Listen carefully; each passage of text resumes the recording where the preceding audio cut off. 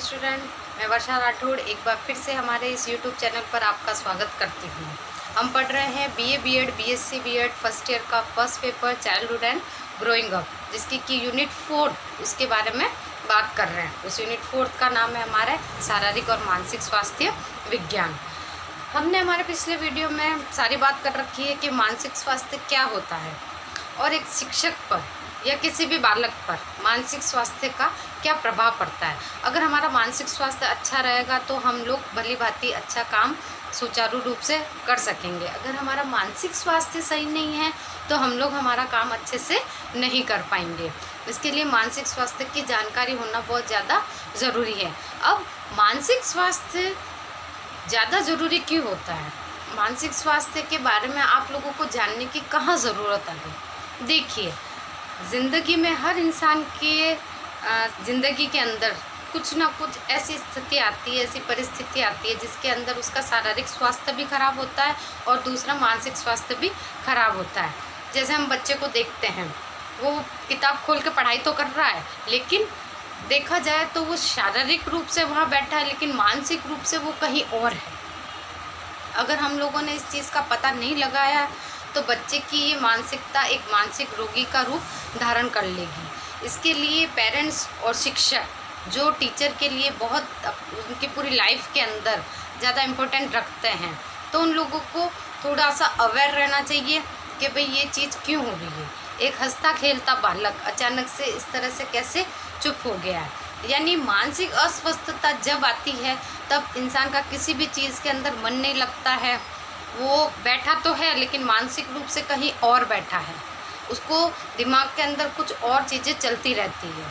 तो मानसिक स्वास्थ्य के लिए ज़्यादा ज़रूरी कौन कौन सी चीज़ें होती है उसके बारे में हम आज पढ़ेंगे।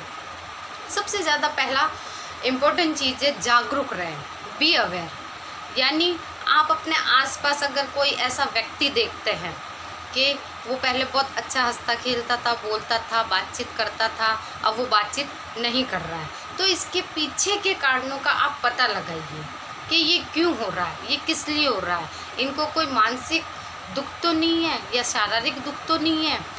अगर हमने ऐसे ही छोड़ दिया कि नहीं कोई बात नहीं, ऐसा कोई ज़्यादा इम्पोर्टेंट चीज़ नहीं है, थोड़ा सा स्ट्रेस होगा उस वजह से इसने बोलना बंद कर दिया। बच्चे के बारे में बात करें तो हमारा बच्चा बहुत अच्छा हंसता खेलता था, बोलता था, हंसी मजाक करता था और अचानक से वो चुप हो जाता है।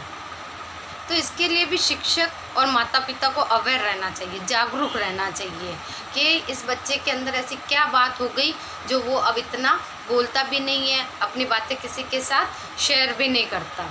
तो इसके लिए हमें खुद को जागरूक रहना होगा। इसके लिए आपको ये पता लगाना होगा कि इसके पीछे का कारण क्या है। कभी कभी हम लोग ये चीज़ें सोचकर टाल देते हैं कि कुछ नहीं, पढ़ाई का ज़्यादा बर्डन होगा या इसका फ्रेंड से किसी से झगड़ा हो गया होगा, आज नहीं तो कल बोल लेगा, कल नहीं तो परसों बोल लेगा, और हम भी हमारे काम में बिज़ी हो जाते हैं, जबकि ऐसा नहीं होना चाहिए। हमें हमेशा अपने बच्चे के प्रति अवेयर होना चाहिए और शिक्षक को अपने विद्यार्थी के प्रति।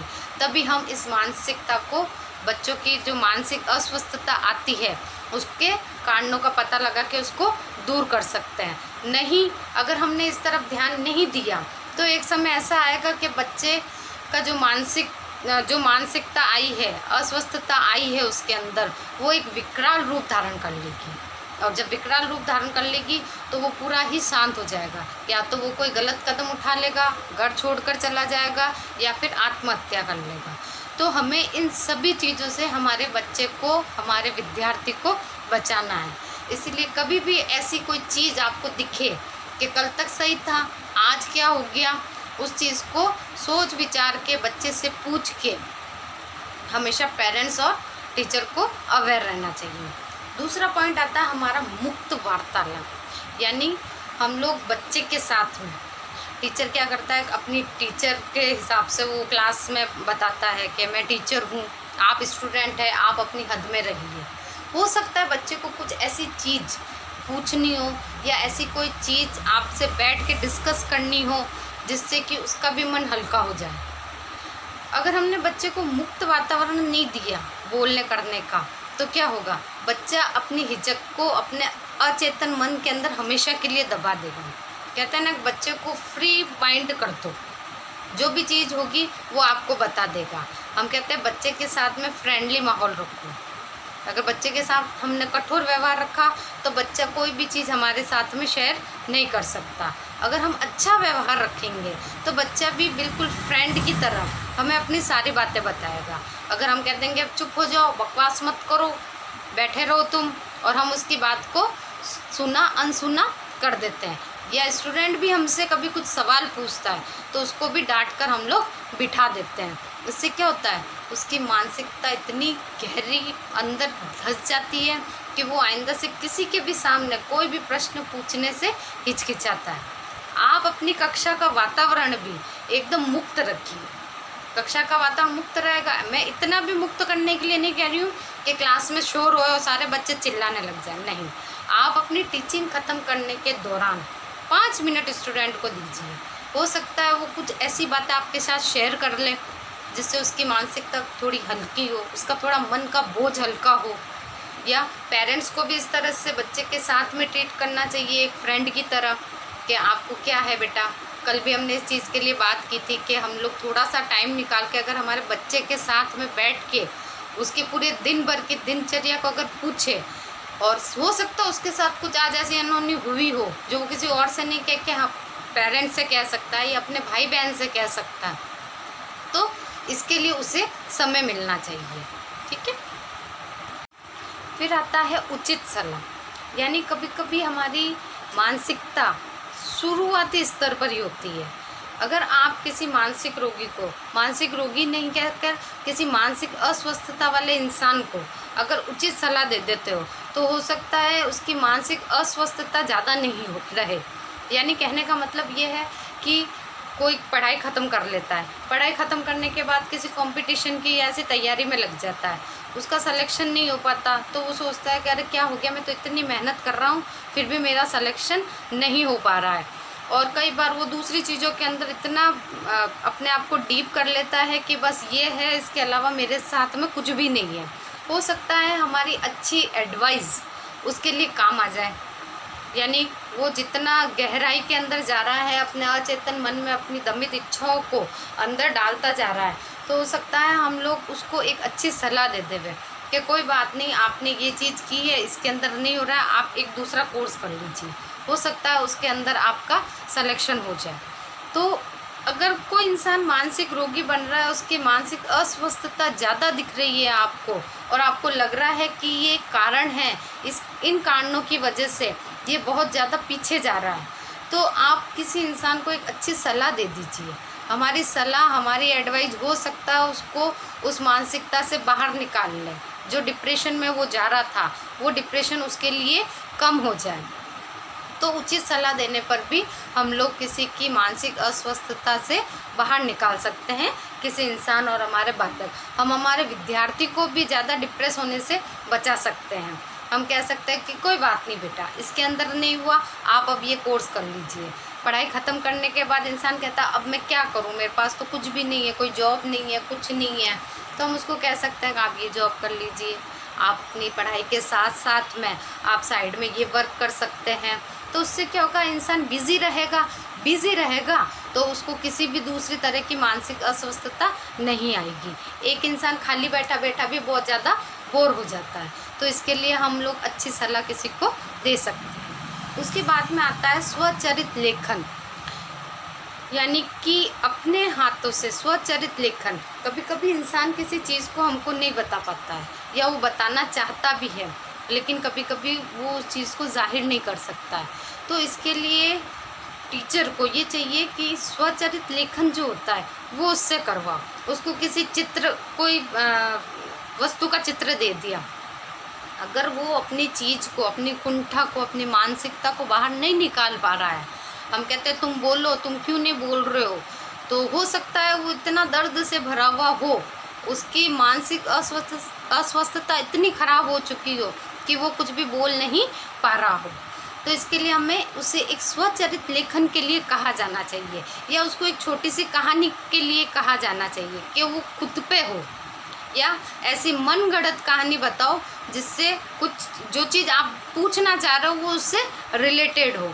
कोई चित्र ऐसा बता दिया, तो उस वक्त क्या होगा, वो अपने दिल की जो भी इच्छा है, जो भी चीज़ बात थी, वो उसके माध्यम से, अपने लेखन के माध्यम से, उस कहानी के माध्यम से वो आपको बता सकता है।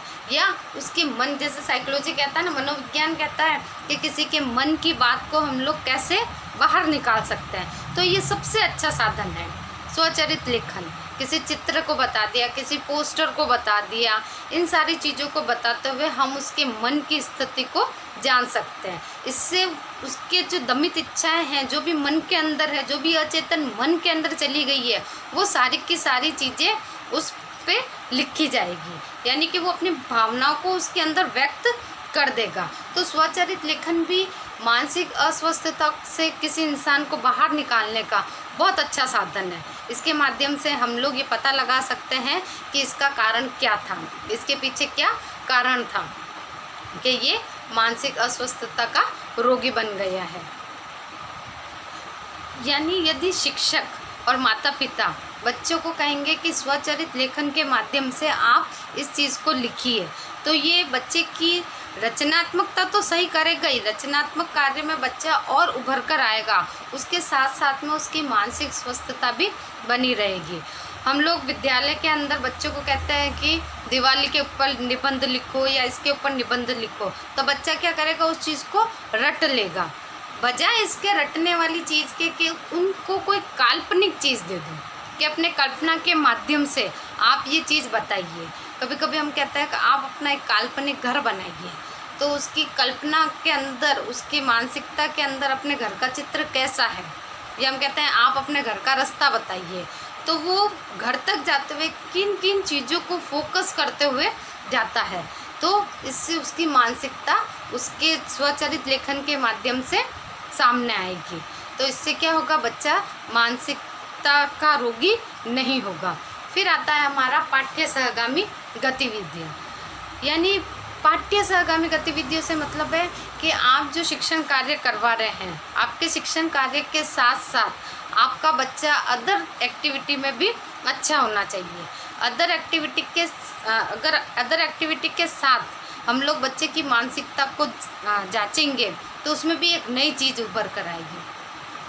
हम लोग पाठ्य सहगामी क्रिया के साथ में बच्चे की मानसिकता को कैसे स्वस्थ रख सकते हैं, यानी कि अगर बच्चा बहुत ज़्यादा मतलब ये प्रॉब्लम में है और वो किसी चीज़ को नहीं बता पा रहा है, उसका दिमाग आज बहुत ज़्यादा ख़राब है, तो हम लोग कभी कोई चुटकुले, कहानियाँ, खेल, ये चीज़ करवा कर बच्चों की मानसिकता को सही कर सकते हैं।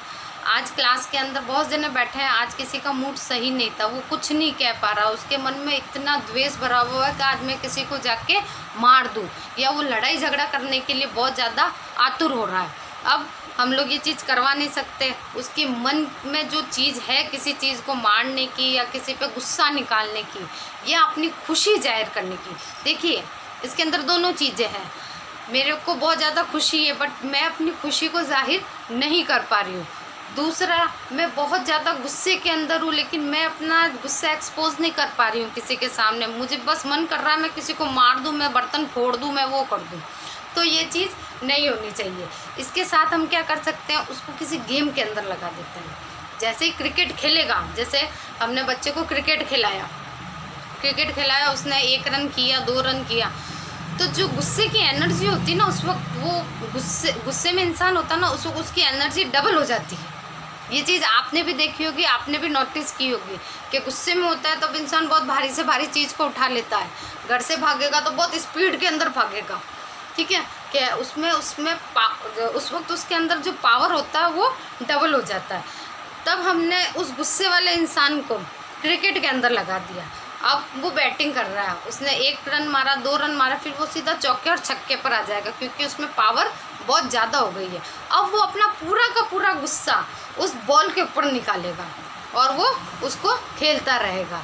फिर अब जब उसके मन में वो पूरा भर जाता है और वो पूरा खाली हो जाएगा उसके बाद में, क्यों, उसकी मानसिकता को हमने दूसरी सहगामी क्रियाओं के साथ में लगा दिया है। इससे बच्चे के मन में भी जो भाव होते हैं या जो भी चीज़ होती है वो भी निकल कर बाहर आ जाती है। बच्चा ज़्यादा डिप्रेस नहीं होता, या उसको कोई अच्छा गाना सुनने के लिए दे दिया, उसको कहता है कि आप कोई कहानी सुना दो, तो विषय वस्तु के साथ में हम लोग अगर बच्चे के साथ में पाठ्य सहगामी क्रियाओं को अपनाते हैं तो भी बच्चा मानसिक रूप से स्वस्थ रहेगा। ये सभी चीज़ें हैं जो हमको अवेयर करती है कि अगर कोई मानसिक अस्वस्थता आती है और उसके बारे में हमें पता नहीं पड़ता, तो ये चीज़ें हैं जिसके माध्यम से हम किसी मानसिक अस्वस्थता वाले बालक को जान सकते हैं और उनको उसकी मानसिक अस्वस्थता को दूर कर सकते हैं। लास्ट आता है सुझाव पेटी। सुझाव पेटी अधिकतर होती है स्कूलों के अंदर भी होती है और दूसरी जगह पे भी होती है। अब सुझाव पेटी का मतलब ये है कि कोई चीज़ को गोपनीय रखना, यानी मुझे किसी से परेशानी है, अब मुझे इसका सॉल्यूशन भी करना है, बट मैं इस चीज़ को किसी के सामने बता भी नहीं सकती हूँ और उसको मुझे सज़ा भी दिलानी है, तो ये चीज़ कैसे होगा। तो स्कूलों में कभी कभी जैसे स्कूल के बाहर में लड़कियां जाती है तो उनको कोई लड़के छेड़ते हैं। अब क्लासमेट भी हो सकता है, तो क्लासमेट है, अब मैं क्लासमेट के नाम ले नहीं सकती, प्रिंसिपल सर उसको बुला के डांटेंगे, उसको पता है मैंने ही नाम लिया है। अब इस कंडीशन में क्या करना है, तो इस कंडीशन में एक सुझाव पेटी होती है, उसके अंदर वो लिखकर उस चीज़ को डाल देते हैं और जिसके नाम से डाली जाती है वो अधिकारी या कर्मचारी उस चीज़ को पढ़ लेता है और फिर उसका निदान भी कर सकता है। यानी वो चीज़ गोपनीय रहेगी उसका नाम, और जिसके खिलाफ हुई है उसको भी दंड मिल जाएगा और जिसने की है उसको भी सुरक्षा मिल जाएगी। तो ये सारी चीज़ें हैं कि हमको मानसिक स्वास्थ्य को ठीक करने के लिए या हम लोगों को इस चीज़ की जानकारी कैसे मिलेगी और कैसे इन चीज़ों के माध्यम से हम लोग जागरूक रह सकते हैं। Thank you.